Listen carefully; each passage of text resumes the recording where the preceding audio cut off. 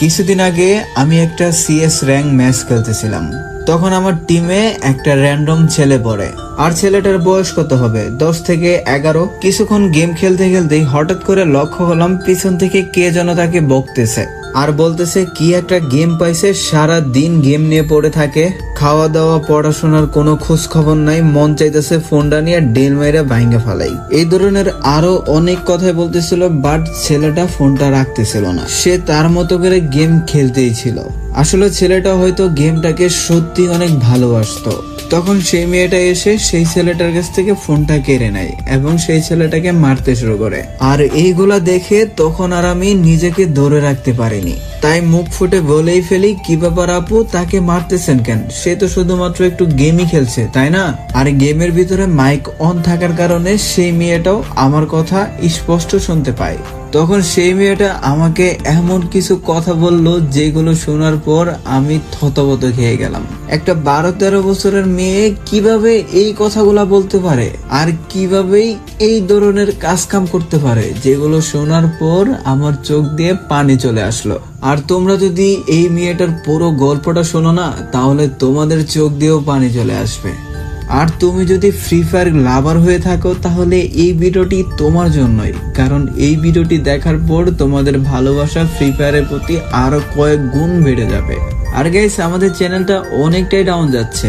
এখন তোমরা যদি বেশি বেশি লাইক সাবস্ক্রাইব না করো, তাহলে আমার এই ইউটিউব চ্যানেলটা ছেড়ে দেওয়া ছাড়া আর কোনো উপায় থাকবে না। তাই সবাইকে বলছি, প্লিজ ভাই তোমরা বেশি বেশি লাইক, কমেন্ট এন্ড শেয়ার করো। চলো এবার আসি সেই মেয়েটা আমাকে কি বললো। তখন সেই মেয়েটা আমাকে বলল, ভাইয়া আপনি যেটা জানেন না সেটা নিয়ে কথা বললেন না। মেয়েটার মুখে এই কথা শোনার পর আমার আর কথা বলার কোনো অপশনই থাকলো না।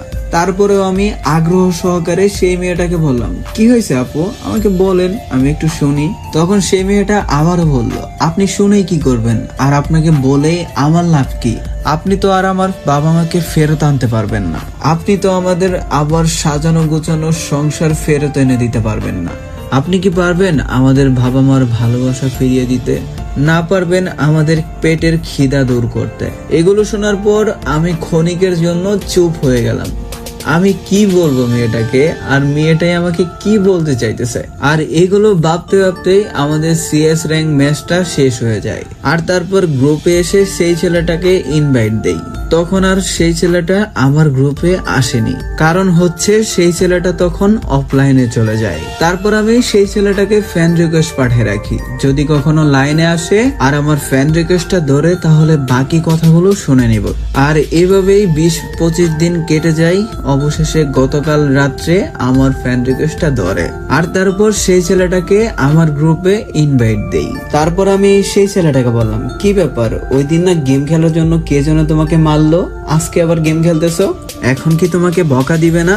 তখন সেই ছেলেটা আমাকে বলল, না আজকে আপু বকা দিবে না, আপু আমাকে অনেক ভালোবাসে, অনেক আদর করে, ওই দিন অনেক বেশি গেম খেলছিলাম তাই ওই রকম করছে আপু। তখন আমি সেই ছেলেটাকে বললাম, আচ্ছা তোমার আপু কোন ক্লাসে পড়ে? তখন সেই ছেলেটা বলল, আমার আপু এখন আর পড়ে না।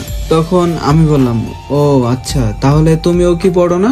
তখন সেই ছেলেটা বলে, না আমি পড়ি, আর আমি পড়ি কারণে তো আমার আপু পড়তে পারে না। তখন আমি আগ্রহ সহকারে বললাম, তোমার পড়ার সাথে তোমার আপুর পড়ার কিসের সম্পর্ক?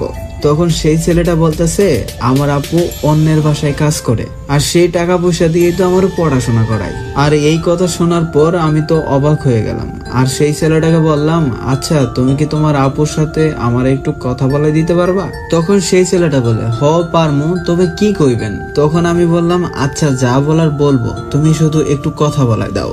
আর তারপর ফাইনালি সেই মেয়েটার সাথে আমি কথা বলি, আর সেই মেয়েটা আমার সাথে কথা বলতে বলতেই হঠাৎ করেই কান্না করে দিল।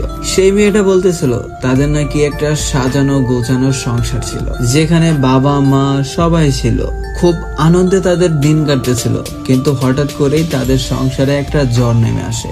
আর তাদের বাবা মা নাকি একটা অ্যাক্সিডেন্টে মারা যায়, ভাগ্যক্রমে তারা দুইজন বেঁচে যায়। আর সেদিন থেকেই তাদের দুঃখ কষ্টের জীবন শুরু হয়। প্রথম প্রথম কয়েকদিন তাদের চাচা জেঠাই খোঁজ খবর নিছে, কিন্তু এখন আর তাদের খোঁজ খবর নেয় না। আর তার ভাই ছোট মানুষ, তাই নাকি ওর চাচাতো ভাইয়ের সাথে একটা ঝগড়া করে, আর এরপর থেকে নাকি তাদের কাকি আর তাদেরকে দেখতে পারে না। কাকা কয়েকদিন আমাদের সাথে কথা বললেও এখন কাকি আর কথা বলতে দেয় না। খিদার জ্বালা বড় জ্বালা, কি করবো কোন? বাবা মা আমাদের জন্য তেমন কোনো টাকা পয়সাও রাখা যায় নাই। গড়ে যে কয়টা বাজার ছিল, চাউল ডাউল, ওইগুলা কয়েকদিন খাইছি। কয়েকটা টাকাও ছিল, ওইগুলা তো কিনা খাইছি। আর এরপরে বাবা মা কই টাকা রাখছে, কার কাছে রাখছে, এগুলা কিচ্ছু জানি না। কারো কাছে খাবার চাইলেও এক বেলা দেয়, দুই বেলা দেয়, তিন বেলা সময় দেয় না। আরো অনেকগুলা কথা শোনায়। তারা বলে আমার বাবা মা নাকি ময়রা উদ্ধার হইছে, যত সব ঝামেলা নাকি তাদের উপর ফালাইতে হয়ে গেছে।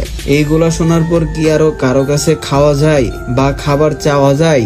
আমি ক্লাস 6 পর্যন্ত পড়ছি, 7 থেকে আর পড়তে পারি নাই। খিদার যন্ত্রণায় থাকতে পারি না, আবার পড়াশোনা কই থেকে করবো? এই দিক দিয়ে আবার আমার ছোট ভাইও আছে।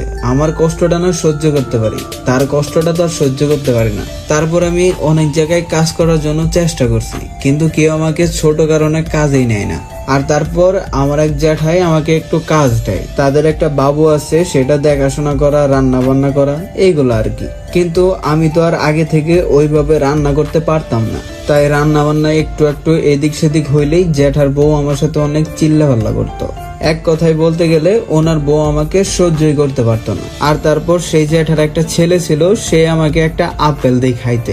আমি আবার সেই আপেলটা আমার ছোট ভাইয়ের লাইগে রাইখে দিই খাওয়া বাদ দিয়ে, যে বাড়িতে আইসে দুই ভাই বোন মিল্লা খাইমো। কিন্তু আসার সময় সেই ছেলেটার মা দেখা ফেলে আর বলে আমি নাকি আপেল চুরি করে লয়ে যাইতেছি। আর সেই ছেলেটাও তার মাকে দেখে ভয় পেয়ে কিছু বলে নাই, যে সে আমাকে আপেলটা দিছে। আর তারপর আমাকে সেই বাসা থেকেও চুর টুর বইলা বের করে দেয়। আমি তাদেরকে কোনোভাবে বুঝাইতে পারি নাই যে আমি চুরি করি নাই। আর সেই জ্যাঠাও আমাদের পরে আর কিছু বলে নাই, আরো উল্টা আমাদেরকে বলে আমরা চুরি করি এই কারণে নাকি আমার চাচা চাচি আমাদেরকে দেখে না। তারপর মনের ভিতরে হাজারো কষ্ট নিয়ে সেই বাসা থেকেও চলে আসি, কিন্তু পেট তো আর এইগুলা মানে না, পেটে তো খিদাই লাগে। তারপর বাজারে গিয়ে শেষমেশ মানুষের কাছ থেকে টাকা চাইতেছিলাম খাবারের জন্য। কেউ কেউ টাকা দিত, আবার কেউ কেউ খারাপ কথা কইতো, আবার কেউ তো খারাপ নজরেও দেখতো। আমি তো মেয়ে মানুষ। আর এরপরে একদিন একটা আঙ্কেল বাজার করতে আয়, আর তারপর আমি সেই আঙ্কেলের কাছে টাকা চাই, কিন্তু আঙ্কেল আমাকে টাকা দেয় না। আর তার কিছুক্ষণ পরে এসে আমাকে বলতেছে, আচ্ছা আমি বাজার করবো, আমার ব্যাগগুলো টেনে দিবা, আমি তোমাকে টাকা দিব। তখন আমি আঙ্কেলের কথায় রাজি হয়ে যাই এবং আমি আঙ্কেলের সাথে পুরো বাজার করে দেই। আর সেই বাজারগুলো আমি গাড়িতেও তুলে দেই। আর তারপর আঙ্কেল আমাকে 100 টাকা দেয়। তখন আঙ্কেল বলতেছিল, আচ্ছা তোমার আব্বু আম্মু কি করে? তুমি যে এখানে টাকা তুলতেছো, তুমি কি লেখাপড়া করো না? তখন আমি আঙ্কেলকে সবকিছু খুলে বলি যে আমার বাবা মা অ্যাক্সিডেন্টে মারা গেছে, আর বাড়িতে একটা